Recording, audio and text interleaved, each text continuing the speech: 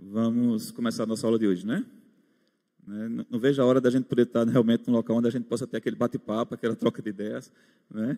Aqui a gente fica muito distante, né? E a gente não fica em condições de estar trocando ideias, de estar aprendendo juntos, né? Porque eu digo que quem mais aprende numa hora dessa, não são vocês não, viu? Quem mais aprende é quem está aqui na frente, né? Trocando ideias com vocês. Mas, enquanto estivermos assim, né, nesse processo de transmissão online, estamos assim, então, né, aqui com essa distância, né, que realmente, para mim, não é a melhor forma, mas é a que nós temos, né? Vamos orar para a gente começar? Querido Deus e Pai que está nos céus, muito obrigado, Senhor, por esta oportunidade de estarmos reunidos aqui na Tua casa, em escola dominical, Senhor. Quero te pedir, Senhor, para que neste momento, Senhor, Tu estejas derramando bênçãos, Senhor, sobre cada um das pessoas que estão aqui, Senhor. Quero te pedir, Senhor, por cada professor, Senhor, que está em sua sala de aula, para que Tu possas, Senhor, estar usando cada um de nós, Senhor, para que possamos estar trazendo meramente aquilo, Senhor, que seja da Tua vontade, Senhor. Te peço, Senhor, para que cada um de nós possamos sair daqui mais edificados com a Tua palavra, Senhor. Fica conosco, em nome de Jesus Cristo, Teu Filho amado. Amém, Senhor. Bem, irmãos, estamos esse semestre, né, estudando sobre a Bíblia que Jesus usava. Uma introdução lá ao Velho Testamento, né? Então, já estamos chegando na lição 10, né? E o que foi que nós já vimos? Deixa eu ver aqui.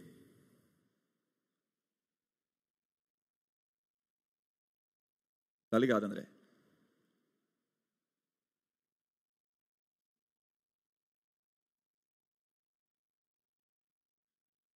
Está ligado, mas não está passando o slide aí.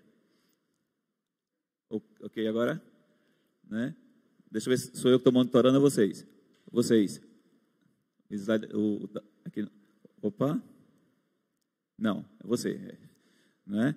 Veja, o que é que a gente vem estudando aqui agora, nesses últimos dias?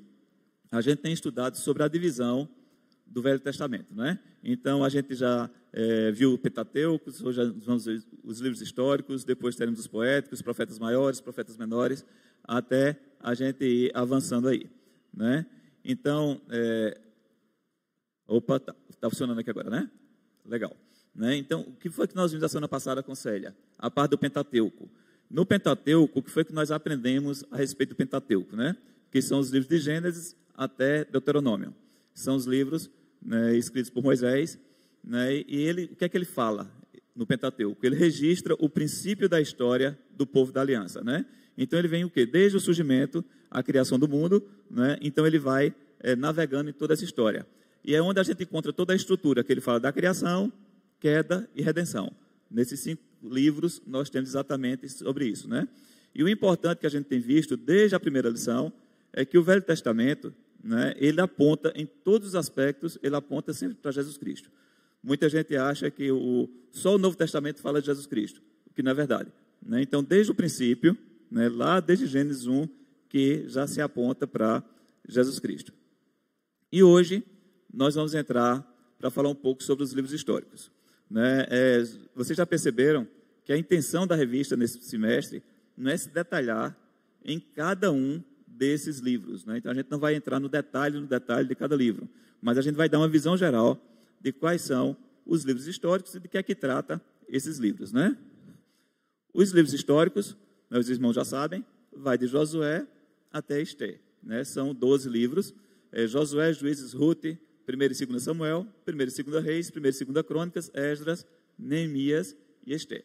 Né? São esses 12 livros. Né? Então, hoje nós vamos falar sobre esses 12 livros. Imagine o que é você falar sobre 12 livros em uma hora. Né? Então, tá certo? A gente não vai realmente entrar em detalhe de cada livro, porque o objetivo nosso não é esse de estar entrando nesses detalhes. Né?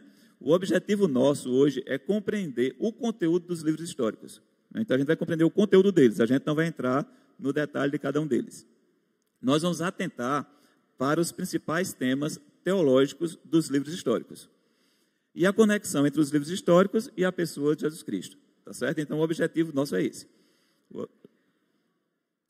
E por que é importante o estudo dos livros históricos? Né? A gente vê isso no dia a dia da escola. Né? Na escola, a gente, desde pequenininho, a gente já começa a ver lá, entre as disciplinas, a gente tem história, né? História do Brasil, história do mundo e tal. A gente sempre vem falando, né? A gente vê isso a vida toda sobre história, né? E por que estudar história? Né? O estudar história, ela nos ajuda a quê? Que a gente tenha uma compreensão melhor dos fatos.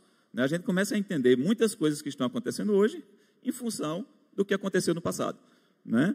E a gente, tratando dos livros históricos bíblicos, não é diferente, né? Então, a história realmente nos ajuda na melhor compreensão também dos fatos.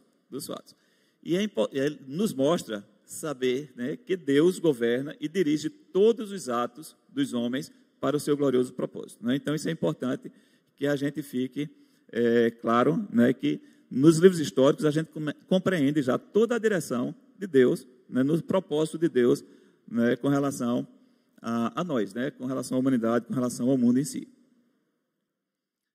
Então, veja, os livros históricos, né, eles foram escritos em mais ou menos 800 anos. Esses livros, né, partindo de Josué até Esté, mais ou menos 800 anos. Ele começa tratando, só um minutinho, ao invés de eu apertar aqui, apertei aí, mas vamos lá, né? O início dele, lá em Josué, ele começa o quê? Tratando da conquista da Terra Prometida. E vai até Esté, onde já termina falando sobre o domínio do Império Persa, né? Então, ele tem todo esse contexto, vem desde a conquista de Canaã, lá em Josué, indo até Esté com o domínio do Império Persa. E nele, a gente consegue ver, nesses livros, a transição, né, saindo lá dos juízes, né, de quem estava lá na liderança, indo para quem? Para a monarquia. Então, a gente pega toda essa transição para a monarquia. A gente vê destruição do reino do norte, né, porque Israel foi dividido, né, nos reinos norte e sul, né? Então, teve a destruição do reino do norte. Depois a gente vê também sobre o cativeiro babilônico, e a gente tem a restauração do pós-cativeiro. Mas o melhor de tudo isso aí, né, de toda essa história daí, é que esses livros todos aí, eles fazem o quê? Eles mostram todo o relacionamento pactual de Deus com a aliança, né, com o seu povo, né? Essa aliança realmente que foi feita entre Deus e o povo, né? Então a gente começa a ver toda a fidelidade de Deus, o quanto é imutável essa fidelidade de Deus, né? O quanto Deus realmente ele é justo, né? O quanto ele a justiça dele, né, é com tanto amor, né? E a gente vai começar a ver aqui ao longo do estudo, né, coisas que nós já sabemos, né, que já é clara nossa, né? Aquilo que nós fazemos que agrada a Deus, traz bênçãos para a gente. Aquilo que não agrada para Deus, Deus é justo e vai lá nos corrigir, né? E isso a gente vai vendo aqui também, né? O que é que antecedeu a esses livros? Antecedeu lá, nós temos o livro de Deuteronômio, né? Que ele vem, Gênesis, Êxodo, Levítico, Números, Deuteronômio e depois Josué, né? Então a gente começa a ver que tem coisas escritas lá em Deuteronômio que a gente começa a ver que está sendo efetivamente acontecendo, está sendo relatado dentre esses livros históricos. Se a gente chegar lá em Deuteronômio 28, de 1 a 14, a gente vai verificar lá o seguinte: ele vai deixar claro que onde tem obediência e onde tem arrependimento, tem bênção de Deus, né? Então, onde tem obediência e arrependimento, tem bênção de Deus. Mas também, do 15 ao 68, o que é que ele diz? Onde há desobediência, tem maldição. Então, isso fica claro. Lá em Deuteronômio ele fala sobre isso, e a gente vê tudo isso aí acontecendo dentro desses livros históricos. Então, os livros históricos, ele é uma confirmação exata desse texto que está lá em Deuteronômio. Ok? Veja, nós não trouxe aqui um texto base para a gente aqui, porque não tem como a gente pegar um texto base efetivamente aqui, né? São muitos textos longos, né? Então, cabe a cada um dos irmãos realmente dar uma estudada em casa, ler, procurar saber mais detalhes disso aí. Mas tem alguns textos bíblicos que nós vamos fazer a leitura, e esses textos, eles já estão aqui também em tela, para facilitar na nossa condução aqui. Deixa eu molhar aqui um pouquinho a garganta, porque senão eu não vou falar, daqui a pouco ela trava aqui, né?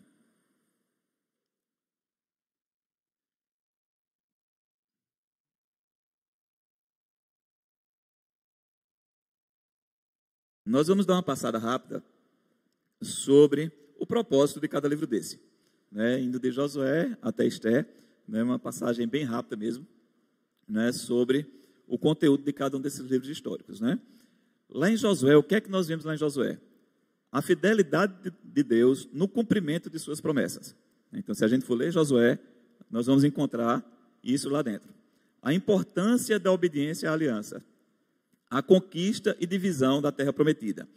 né? Então a gente começa a ver lá em Josué, tá certo? Que o tema principal de Josué é o que era a conquista de Canaã, né?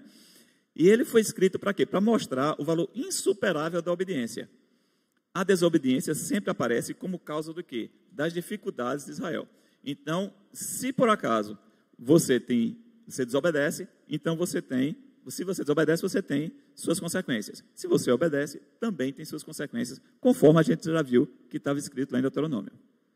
O livro de Juízes, ele revela o declínio moral e espiritual de Israel após a morte de Josué, alianças com novos pagãos e a intervenção de Deus quando havia arrependimento, né? Então a gente vê o quê?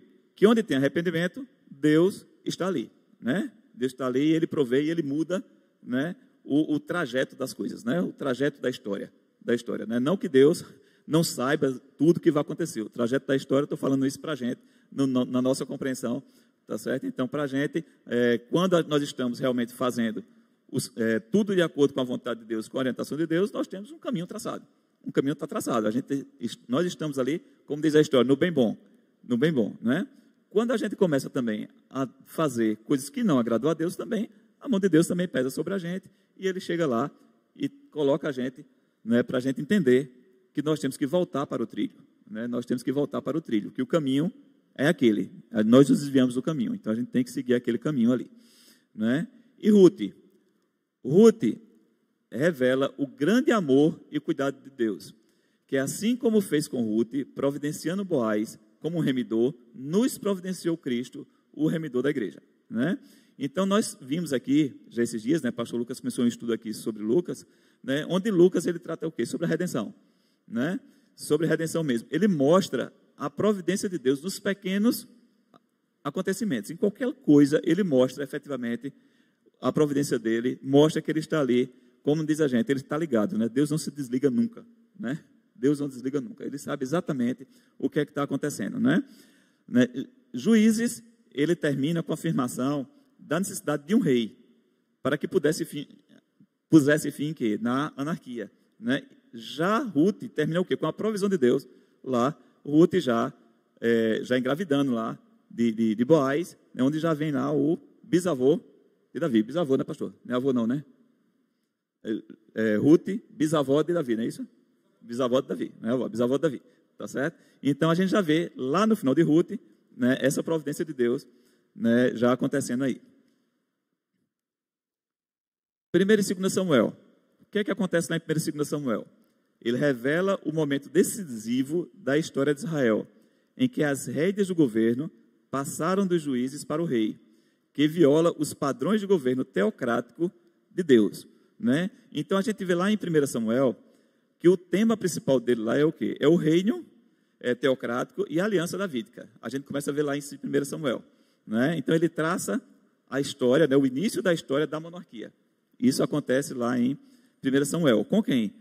Com Saul e Davi como reis já naquela época, né? Primeiro Saul, depois vem Davi, né? E 2 Samuel ele concentra o quê? Se concentra nos acontecimentos efetivos do reinado de Davi. 1 e 2 Reis registra a história política de Israel no período monárquico e dá ao povo judeu no exílio babilônico uma versão bíblica da sua história, ressaltando o colapso e a divisão do reino, né? Então, o livro de Reis ele começa a narrar detalhes da história da monarquia, né? Ele vai até Salomão, né? Até a queda realmente lá de Jerusalém, né? Então, esse é o que a gente vai encontrar lá no livro de Reis, né? 1 e 2 Reis. 1 e 2 Crônicas dá uma visão panorâmica da história de Israel, vinculando os judeus egressos do exílio aos seus antepassados e à sua história messiânica, né? Então, ele mostra a história redentiva de Israel, né? O livro de Crônicas ele é interessante porque ele constitui uma espécie de comentário das Escrituras, né? Ele vem como se fosse recontando a história, né? Mas ele ressalta o quê? O retorno à Babilônia, a fidelidade pactual de Deus por meio da linhagem de Davi, né? Então, a gente vê todo esse aparato lá no livro de Crônicas, né? Muitas vezes, né, os primeiros capítulos de Crônicas são até cansativos, né? Fala muito de genealogia e tal, aqui no estudinho, né? Mas tudo aquilo ali tem um propósito, né, tem um propósito realmente de a gente entender, né, como é que Deus está cuidando do povo dele, né, como Deus cuida do seu povo. Vamos lá para Esdras agora. Né, daqui a pouco a gente chega em Esther. Né? Esdras demonstra a providência e a fidelidade de Deus na restauração do remanescente judaico, que voltou do cativeiro na Babilônia. Né? Então, Esdras, ele mostra o que? O retorno dos exilados a Jerusalém. Está lá no livro de Esdras. Né? Neemias. Neemias é um livro que o pastor já vem trabalhando com a gente aqui, né? Um bom tempo aqui, pastor Emanuel, né? Onde a gente sabe que ele trata, como tema dele, a retificação lá dos muros, lá de Jerusalém. Né? E Neemias, ele registra os fatos ocorridos no período pós-exílico, mantendo vivo na memória dos judeus os grandes feitos do Deus de Israel, além de sua gloriosa fidelidade. Está lá no livro de Neemias. Livro de Esther demonstra, mais uma vez, o cuidado e a proteção de Deus ao povo judeu, que estava condenado ao extermínio, assim mantendo viva a lembrança para as gerações futuras. Né? É interessante a gente lembrar que o livro de Esther, em momento algum, ele fala a palavra Deus. Ele não fala a palavra de Deus, mas a gente vê que o livro inteiro demonstra o quê? A providência de Deus para aquele povo. Né? A gente vê toda a providência de Deus ali, mesmo sem citar a palavra de Deus. Né? Principais temas dos livros históricos.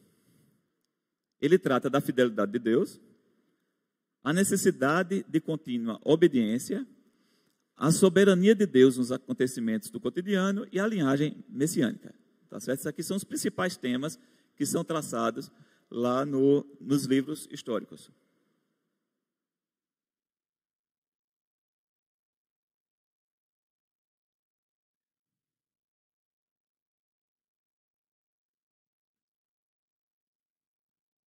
Tem alguns versículos aí que foram extraídos para mostrar como a fidelidade de Deus foi tratada dentro dos livros históricos. Né? Eu não sei se os irmãos vão conseguir ler aí, que essa letra ficou um pouquinho menor, né? Mas a gente vai lendo daqui. Né? São textos bíblicos, estão todos escritos aí, qualquer texto bíblico da lição, eles já estão aqui nos slides para facilitar o conteúdo e facilitar o pessoal que também está nos assistindo pelo YouTube. Né? Josué 1,5 diz o seguinte: ninguém te poderá resistir todos os dias da tua vida. Como fui com Moisés, assim serei contigo. Não te deixarei, nem te desampararei. Né? Veja o cuidado de Deus que estava tendo com Josué. Né? Então, Moisés vinha liderando todo aquele povo. E naquele momento, Moisés morre, Josué vai assumir. Né? Então, na hora que Josué vai assumir, Deus diz: olha, assim serei contigo. Não te deixarei, nem te desampararei. Né? Confia em mim e vamos embora. Né? Confia em mim que eu estarei contigo. Aí lá no verso 9 ele ainda diz assim: não te mandei eu, ser forte e corajoso. Não temas, nem te espantes, porque o Senhor teu Deus é contigo, por onde quer que andares. Né? Veja que coisa maravilhosa, né? Que segurança, né? Então que Josué, né, escuta isso. Né? Então isso é o que Deus também traz para todos nós. Né? Então Deus está conosco, tá certo? Nós temos efetivamente que crer. Que se nós fizermos a vontade de Deus, com certeza Ele está conosco onde quer que nós andarmos. Né? Josué 1,17. Como em tudo obedecemos a Moisés, assim obedeceremos a ti. Então somente seja o Senhor teu Deus contigo, como foi com Moisés. Né? Então Deus estava com Moisés, todo mundo sabe a história de Moisés, né? Já conversamos sobre a história de Moisés aqui. Né? E a gente sabe que Deus esteve com Moisés durante todo o tempo. Todo o tempo, Deus estava ali com Moisés. Então Deus diz: Josué, você vai assumir isso aí agora. Mas eu também estarei contigo durante todo o tempo. Né? Faça o seguinte: obedeça aquilo que eu estou mandando, que não se preocupe não. Vá em frente. Tudo vai dar certo. Né? Eu estarei contigo. Né? Uma segurança realmente muito preciosa. Né? Josué 21:45. Nenhuma promessa falhou de todas as boas palavras que o Senhor falara à casa de Israel. Tudo se cumpriu. A gente começa a verificar o quê? Mais uma vez a fidelidade de Deus. Nenhuma promessa falhou. Né? Deus não é um Deus que vai chegar, que vai prometer as coisas e não vai cumprir aquilo que Ele prometeu, né? A gente sempre diz que, até em nossas casas, né, nós temos que também ter essa palavra, né? Eu sempre digo às minhas meninas lá em casa, desde pequenininha, né? Se a gente prometer que vai dar um chocolate, a gente dá o chocolate se aquilo acontecer. Se a gente disser que se aquilo fizer errado, ele vai levar umas palmadinhas, tem que levar essas palmadinhas, né? Então, a gente tem que realmente cumprir aquilo que nós prometemos, porque senão a gente perde o respeito. Senão perde o respeito. Então, a mesma coisa, Deus é com a gente. Ele diz, olha, faça isso, tá certo? Então, as promessas de Deus, elas não falham. O caminho certo é esse, vá por aqui. Faça errado, vai acontecer isso, né? E Ele cumpre. E Ele cumpre. Nós temos que estar dispostos, realmente, a receber aquilo que Deus tem para nossas vidas, porque o que Ele prometeu não vai falhar. Josué 23:14. Eis que, já hoje, sigo pelo caminho de todos os da terra, e vós bem sabeis que todo o vosso coração, de todo o vosso coração e de toda a vossa alma, que nenhuma só promessa caiu de todas as boas palavras que falou de vós o Senhor, vosso Deus. Todas vos sobrevieram, nenhuma delas falhou, né? Então, um complemento do versículo que nós lemos aqui também, em Josué 21:45, está lá em Josué 23:14 também. Cláudio, a fidelidade de Deus só está citada no livro de Josué? Não, né? Está citada em todos os livros, né? Se a gente for pegar, ele vai estar citado de Gênesis ao Apocalipse, né? Estamos falando aqui dos livros históricos, tá certo? Então, são alguns exemplos que são mostrados aqui dentro dos livros históricos, né? Lá em Juízes, por exemplo, sempre que o povo se arrependia da sua maldade, o Senhor demonstra a sua misericórdia e o abençoava. Isso é fidelidade de Deus, né? Porque Ele diz o seguinte, onde tem arrependimento, Ele também abençoa. Então, se você está fazendo suas coisas erradas, então arrependa-se, né? Que Deus usa da misericórdia dEle e abençoa, né? Nos demais livros, né, históricos após exílio, né? Em sua fidelidade pactual, Ele sempre responde com misericórdia ao arrependimento, né? Então, sempre responde com misericórdia ao arrependimento, né? Mais uma vez, a gente falando sobre o arrependimento, né?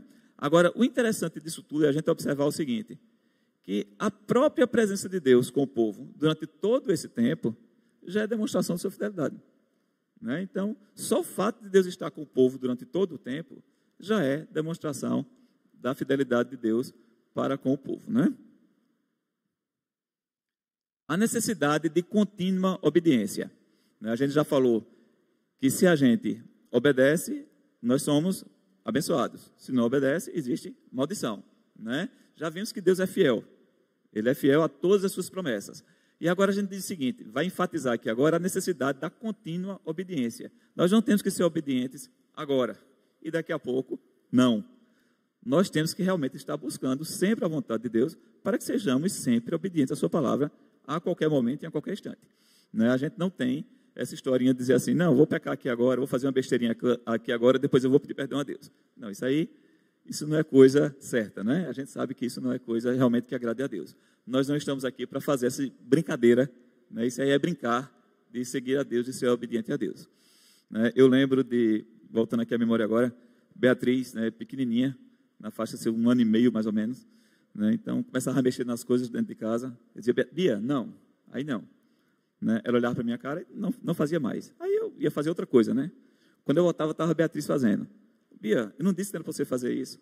Aí ela, o senhor não estava vendo, né? Então, teve que ter toda uma explicação, que não era porque eu não estava vendo, né?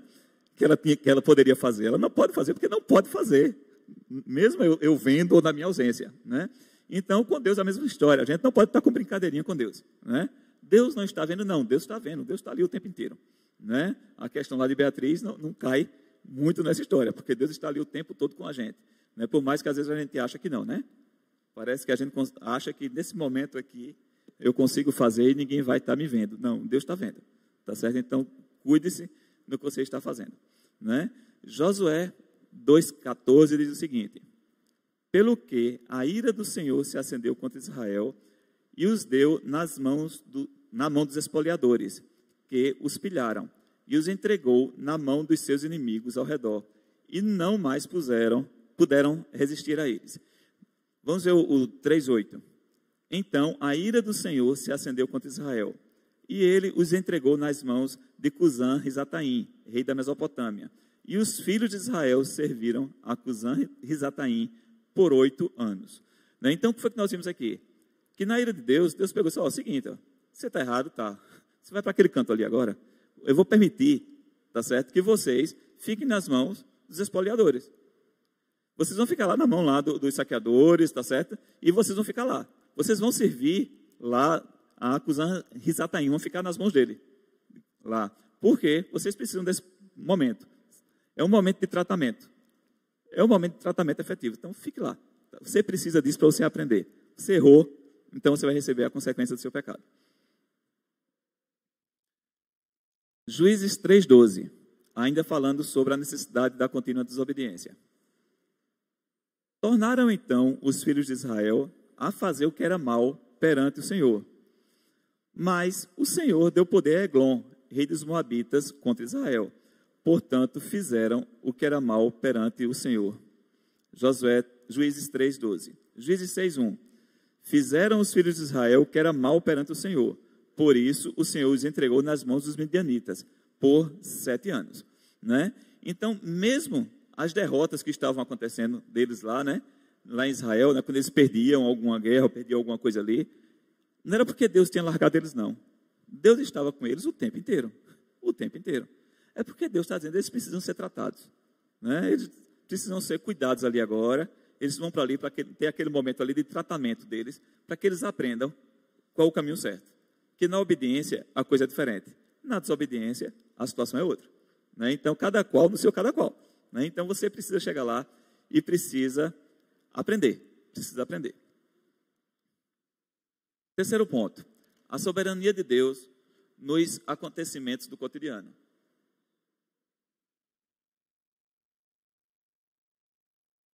A gente vinha falando aí de coisas bem maiores, né? A gente vinha falando de situações de conflitos, né? De guerras, de uma nação inteira numa situação dessa. Nesse caso aqui agora, a gente vai ver um exemplo bem simples, que é lá em Ruth 2:3, que diz o seguinte: Ruth se foi, chegou ao campo e apanhava após os segadores. Por casualidade, entrou na parte que pertencia a Boaz, a qual era da família de Elimeleque. Então a gente começa a verificar o quê? O cuidado de Deus, né, em todo o tempo. A gente vê a soberania de Deus nisso aí.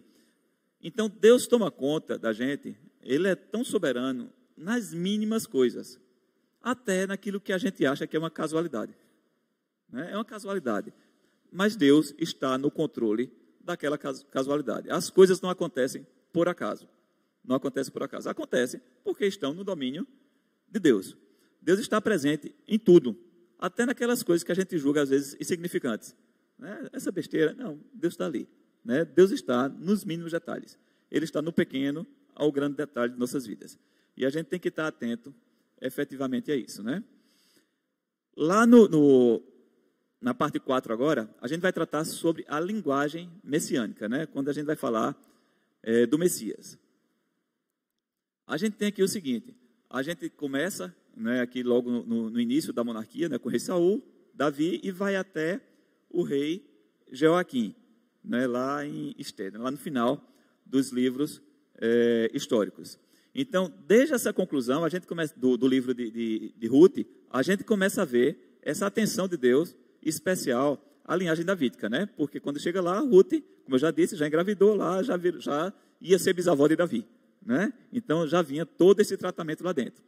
A gente vê também aí a questão de Saul, né? Saul, o pessoal lá precisava de um rei, mas Saul efetivamente foi uma escolha do povo, né? Era um cara lá bonitão, fortão, não sei o que, tal, então todo mundo achou que esse cara podia ser rei, né? Então Saul vai ser rei. E Saul chegou lá, realmente, ele não foi uma pessoa segundo o coração de Deus. Ele foi uma pessoa segundo o coração do povo.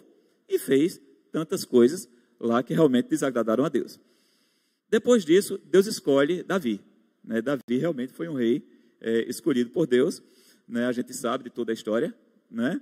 E ele foi um rei segundo o coração de Deus. Né? Ele foi uma pessoa segundo o coração de Deus, mas foi uma pessoa pecadora também. Né? Que cometeu vários erros também, que a gente já conhece também, todos os erros de Davi. Né? Nesse período aí também, houve o quê? A divisão do reino. Reino Norte e Reino do Sul. Né? Davi já começou reinando no Reino do Sul. No Reino do Sul, né? O Reino Norte, ele foi constituído por quem? Sempre por reis maus e perversos. Já o Reino do Sul realmente já foi seguindo toda a descendência realmente de Davi, né? Era sempre segundo a descendência de Davi os reis que estavam na parte do Reino do Sul.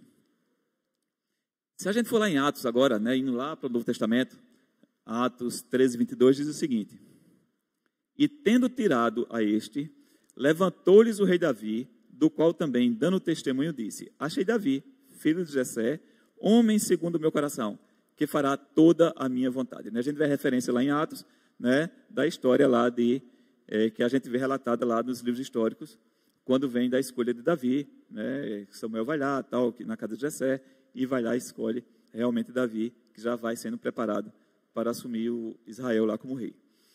2 Reis 24:1, nos dias de Joaquim, subiu Nabucodonosor, rei da Babilônia, contra ele, e ele por 3 anos ficou seu servo. Então se rebelou contra ele, né? Joaquim foi o último rei da descendência de Davi, né, antes lá do cativeiro babilônico, tá certo? Então é onde a gente diz, começou a história lá com Saul, indo até Joaquim. Mas vamos fazer a relação agora entre os livros históricos e Cristo, né? É uma parte extremamente importante a gente fazer essa relação daqueles livros que estão lá no Velho Testamento, trazendo para Cristo, né, que Jesus que nasceu ali em Mateus, né, já no Novo Testamento, né? Então mas a gente já disse e continua frisando, né? Então a gente vem tratando, a Bíblia trata de Jesus Cristo de Gênesis a Apocalipse, tá certo? Não é só a partir de Mateus, né? Mas o que acontece? Os livros históricos, qual a principal preocupação teológica dos livros históricos? Mostrar sempre a aliança de Deus, né? Mostrar a aliança firmada, Deus como cumprimento dessa aliança, né? A gente vê isso claramente nos livros históricos. Como era que funcionavam as tratativas de Deus com Israel naquela época? Eram traçadas através das promessas que eram feitas aos patriarcas, né? Então tudo que acontecia ali tinha sido promessa que Deus já tinha feito lá aos patriarcas, né? Lá Abraão, tal, todo aquele povo, eram promessas que tinham acontecido e que estavam se cumprindo naquele período entre Josué e Esther, né? Dos livros históricos ali, né? Mas se a gente chegar aí agora nessa biblioteca aí maravilhosa, né, e a gente retirarmos dali o livro de Juízes, a gente vai verificar o seguinte, que é lá onde fica claro que é a necessidade de um rei que ponha fim ao pecado e à rebelião, né? É lá nesse livro de Juízes que realmente fica claro essa necessidade, né? E quem é que surge a partir daí, né? Como nós já falamos, lá vem Saul, lá vem Davi, lá vem Salomão, e daí vem vários reis, né? A partir daí.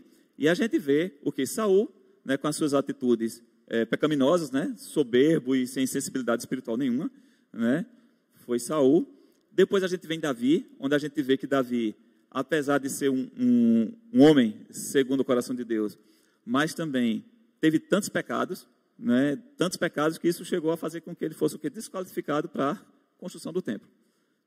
Aí lá vem quem depois disso? Salomão, filho de Davi, né? Aí Salomão chega lá também, né? Faz até o templo, mas também Salomão se envolve também com tantas mulheres, com tantas coisas, né? E foge também da direção de Deus. E se a gente for começar a ver aí, todos esses reis que tem aí, na realidade, nenhum deles consegue cumprir isso que estava escrito lá. Que é o quê? A necessidade de um rei que ponha fim ao pecado e à rebelião, né? Não teve nenhum desses que aparecesse aí que tivesse condição efetiva de suprir essa necessidade. Por quê? Porque essa necessidade aí já estava apontando para quem? Para Jesus Cristo. Jesus Cristo como filho de Davi. Jesus Cristo como filho de Davi.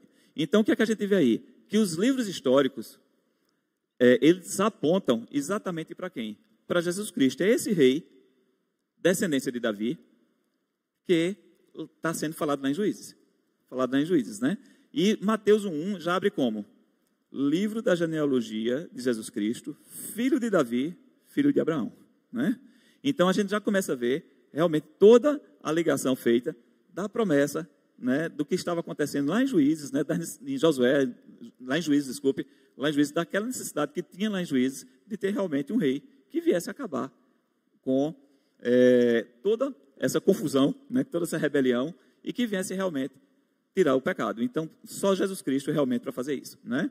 Então, não tem nenhum outro para isso. Vamos aqui para as nossas conclusões.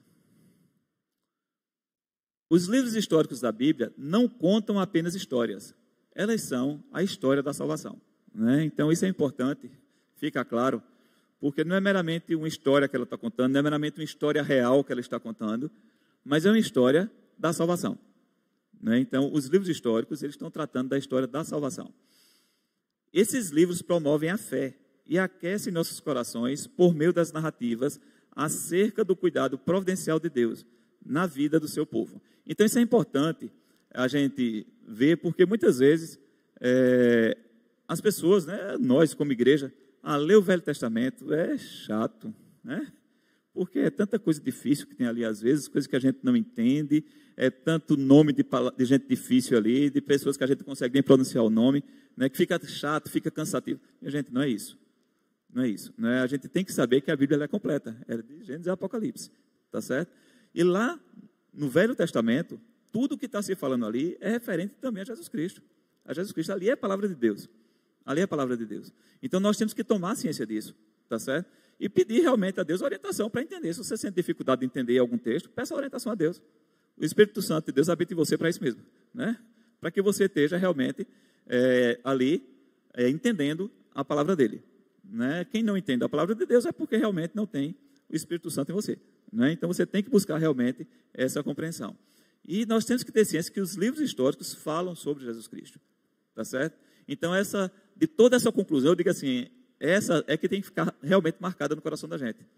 Os livros históricos, não só ele, mas toda a Bíblia, todo o Velho Testamento, o Novo Testamento, fala efetivamente da redenção, fala de Jesus Cristo. Então a gente tem que tomar esse cuidado e tem que ter realmente, buscar essa compreensão e conhecer, né? Porque o mundo que a gente vive hoje, né? Então se a gente lê o Novo Testamento para a gente também já é histórico. As coisas aconteceram ali, né? Naquela época, são momentos históricos ali. E dali nós tiramos tantas lições e aprendemos tantas coisas, mas nós temos que buscar a nossa história lá do começo mesmo. É lá do começo, é lá em Gênesis que a gente tem que começar a buscar a nossa história, né? Porque a nossa história está lá, né? Nós somos fruto dessa aliança, né? Então nós somos fruto dessa aliança. A gente tem que ter essa clareza e buscar realmente isso cada vez mais. E aí vem essa aplicação, que na realidade é uma reflexão. Os livros históricos passaram a fazer sentido para você? Né? Então, é só uma meditação, né? É importante, tá certo? Eu espero que desse bate-papo que a gente teve aqui, nesse bate-papo unilateral, né? Estranho, né? Chamar de bate-papo, onde uma pessoa só fala, né? Mas a ideia, tá certo? É que realmente, para quem nunca teve esse desejo, nunca foi aguçado a vontade realmente de parar, se debruçar, de estudar o Velho Testamento, de parar, de ler os livros históricos, que é o caso de hoje, que vá buscar. Tá certo? Que você tenha tido esse despertar realmente de querer estudar a Bíblia por completo, né? Não é uma parte da Bíblia, né? Deus não é uma parte, Deus é todo, né? A história da redenção não é uma parte, é toda, ela é completa, tá certo? Então a mensagem central aqui é realmente que a gente entenda que os livros históricos, elas fazem todo o sentido para a minha existência, né? Faz sentido o fato de eu estar aqui agora, né? Então a gente tem realmente que ter esse cuidado para a gente não cair nessa heresia de achar que a Bíblia é só o Novo Testamento, né? Que é só o Novo Testamento que fala sobre Jesus Cristo. Bem, a próxima lição nossa vai ser a lição 11, Anatomia da Alma, a poesia e o Cristo dos Salmos, né? A nossa próxima lição ela vai demorar um pouquinho a acontecer, é bom, porque vai dar tempo de todo mundo estudar com tranquilidade em casa, né? Quem tem suas revistas, né? Dá tempo de estudar, de matutar, de compreender, porque na próxima semana, aniversário da igreja, não é, pastor? Não teremos a escola dominical, a divisão de salas. E na outra semana, nós estamos com um projeto, né, o Seara Missionária, onde nós teremos, que está sendo conduzido, né, pelos jovens e adolescentes, é um projeto dos jovens e adolescentes da nossa igreja, né, e nós estamos conduzindo esse trabalho, onde nós teremos, na sexta-feira à noite, uma palestra aqui na nossa igreja, não para os jovens e adolescentes, está na organização dos jovens e adolescentes, mas para toda a igreja, né? toda a igreja tem que estar aqui presente, né? Como estamos aqui hoje, mais gente aí, se puder, que ainda tem lugar vazio, né? Não vai ter problema com relação à pandemia aqui, porque nós temos mais lugares vazios aqui ainda, né? Então, esteja aqui com a gente na sexta-feira à noite, teremos uma palestra aqui com o missionário. No sábado à noite, nós também teremos uma palestra com outro missionário. No domingo pela manhã, tá certo? Nós teremos uma terceira palestra aqui com um missionário também. A diferença é o seguinte, que não teremos a divisão de salas no domingo pela manhã, porque logo em seguida, todos nós iremos ali para a quadra, onde nós teremos ali uma exposição missionária, ali na quadra, tá certo? Que também está sendo preparada aí também com os jovens e adolescentes, né? Teremos alguns países ali representados, né? Alguns locais ali representados, onde teremos ali, contando a história, teremos o que estamos chamando ali de missionema, né? Nada mais do que uma projeçãozinha que a gente vai ter lá, e a gente está chamando da sala de cinema missionária, né? De missionema aí junto com os jovens e adolescentes, tá certo? E assim, é importante a participação de todos vocês nesses momentos aqui. E vocês que têm jovens, que têm adolescentes, né? Em suas casas, que tragam, que participem, que procurem por mim, que procurem o pastor Lucas, que procurem Mônica, né? Que procurem qualquer um da gente, que a gente vai colocar eles, seus filhos para participar de algum momento desse, vai participar de alguma equipe, que eles já estão divididos em equipes para trabalhar, né? Então vai ser bênção, né? Tudo realmente para a glória de Deus nesse trabalho. Alguém quer fazer algum comentário? Pastor Manuel, quer algum comentário, alguma coisa? Não? Não? Então vamos encerrar. Não? Você quer falar? Você quer vir falar aqui na frente, porque quem está em casa pode ouvir? É porque senão aqui só a gente escuta, quem está em casa não ouve, né? Então isso dificulta um pouco, né?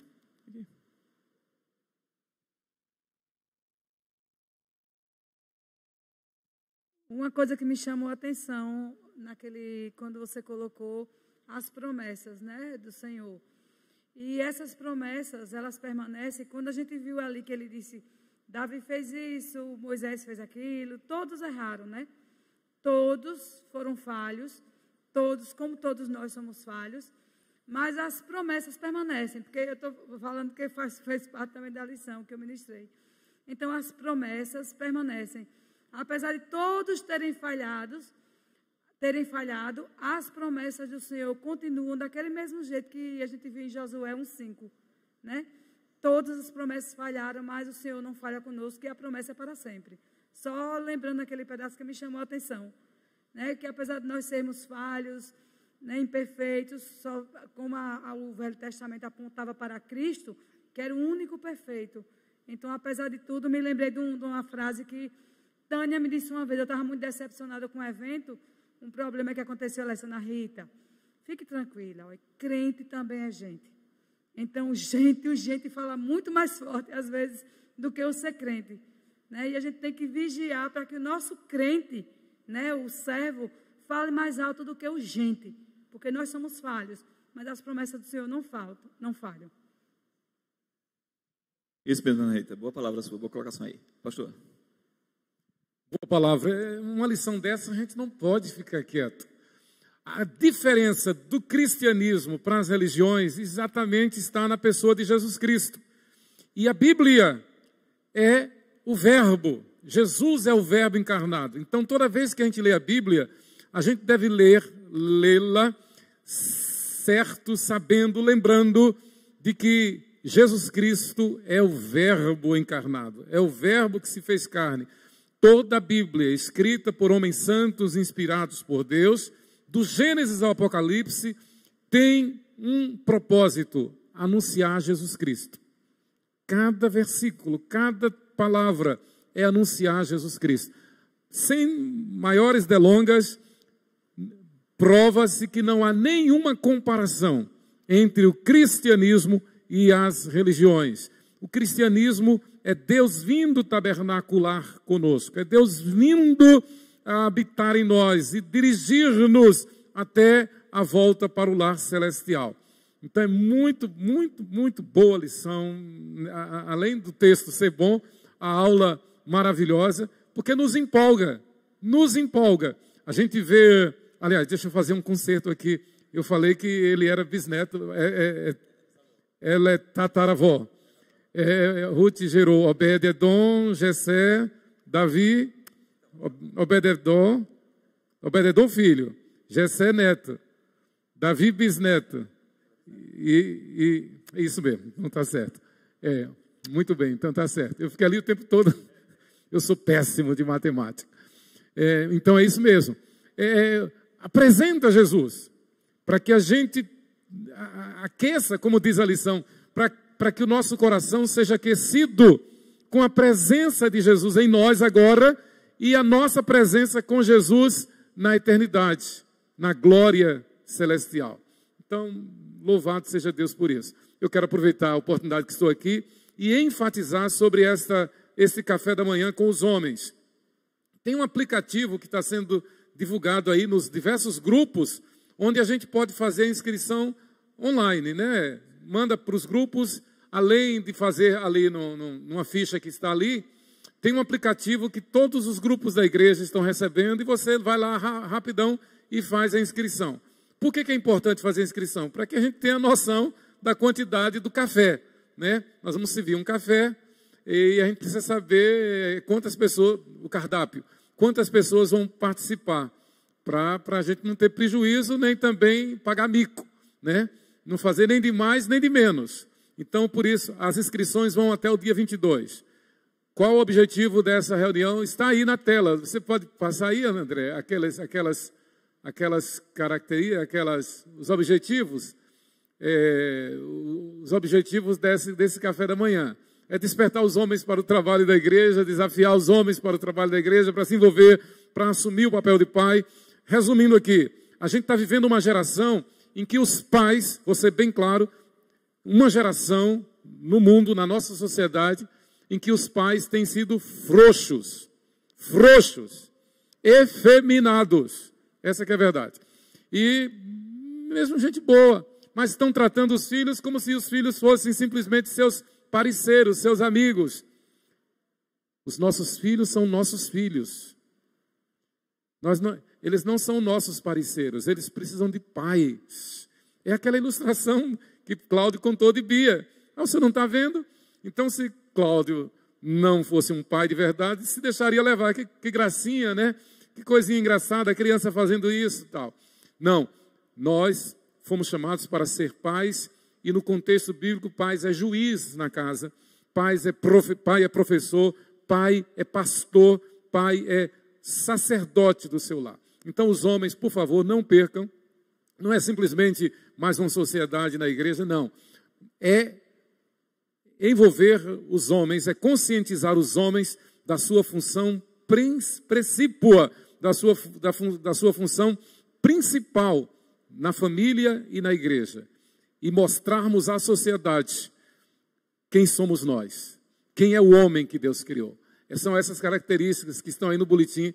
Os irmãos, isso, obrigado. O papel do homem como cabeça do lar, a importância da liderança masculina na igreja, homens como responsáveis pela evangelização, homens plantadores de igreja na igreja local, homens ajudando uns aos outros na doutrina e santificação, homens se aperfeiçoando como padrão para esposa e filhos, e em breve termos sim a nossa união presbiteriana de homens, que é uma bênção, é uma bênção. É uma forma, fechando aqui, é uma forma de discipular os novos homens que estão chegando na igreja. Eu estou com a classe de catecúmenos com 6 casais novos recém-chegados na igreja. 6 homens, então, 6 casais, 6 homens que precisam se envolver no trabalho da igreja. Os irmãos estão vendo aqui, de vez em quando, o nosso irmão Alan Luz dirigindo o culto. Há 2 anos nós estamos caminhando juntos, num discipulado, embora ele seja membro da igreja, mas ele disse, pastor, eu quero fazer um discipulado com o senhor, porque eu entendo que eu devo ser um líder na igreja. Louvado seja Deus por isso. Eu não quero ficar só no banco, pastor. Ele me impediu. 2019, começamos em 2019, 2 anos, a gente está caminhando juntos. Eu quero ser um líder na igreja. Louvado seja Deus por isso, tá? Que Deus nos abençoe. Muito obrigado pela atenção. Parabéns mais uma vez, Dia dos Pais. Professor, encerre. Aproveite e ore agora, pastor. Aproveite e ore, encerrando. Tinha um irmão engraçado lá em Itabuna, de vez em quando ele chamava a gente para almoçar. Aí dizia, já que o senhor está recebendo do meu almoço, então o senhor tem que orar. Muito bem, vamos orar. Senhor Deus e Pai, graças te damos pela tua igreja, graças te damos pela presença dos pais neste dia dos pais. Quero te agradecer por cada um dos pais que veio. Quero te agradecer pela alegria dos filhos vendo a presença de seus pais. Quero te agradecer, ó Deus, pela responsabilidade que tu deste a Adão e deste a todos nós de sermos administradores da tua criação. Quero te agradecer porque essa responsabilidade tu não deste à mulher, tu deste ao homem, Pai. E a despeito de a sociedade querer inverter a ordem, nós confiamos em ti e nós seguimos a tua palavra. E a tua palavra diz que cabe ao homem o sacerdócio no lar, cabe ao homem a provisão, cabe ao homem a disciplina, a correção, e a mulher lhe é auxiliadora idônea. Te agradeço, Senhor, pela estrutura da família. Te agradeço pelo papel do homem e da mulher na igreja. E, em especial, pela liderança que tu colocas sobre os ombros do homem, no lar e na igreja e na sociedade em geral. Ó Deus, como igreja, nós somos o teu reino aqui no mundo e reconhecemos o dever que temos de viver por modo digno do Evangelho, de viver conforme a tua palavra. Te agradecemos por esta lição, Pai, quando mais uma vez somos despertados para o fato de que a Bíblia toda, do Gênesis ao Apocalipse, aponta para o nosso Senhor e Salvador Jesus Cristo. Eu te peço a tua bênção sobre todos aqui, Senhor, e leva-nos em paz aos nossos lares. Visita as famílias, ó Deus, cura os enfermos, Pai, consola os enlutados, ó Deus. Te peço uma bênção especial sobre a nossa pátria, Pai. Tem misericórdia do Brasil. Livra-nos de uma convulsão social. Livra-nos do mal. Livra-nos daqueles que querem roubar, matar e destruir. Dá-nos paz. Salva as famílias. Fortalece a igreja e faz chover justiça sobre a nossa nação, Pai. Livra-nos do homem mau. Livra-nos dos falsos e maus juízes e dá-nos, ó Deus, um governo justo, Pai. Dá-nos, ó Deus, uma administração justa. Dá-nos, ó Deus, da tua justiça sobre o Brasil. Salve, Deus, a nossa pátria. Senhor, tem misericórdia. Leva-nos em paz, em nome de Jesus. Amém. Deus nos guarde pelo seu poder, irmãos.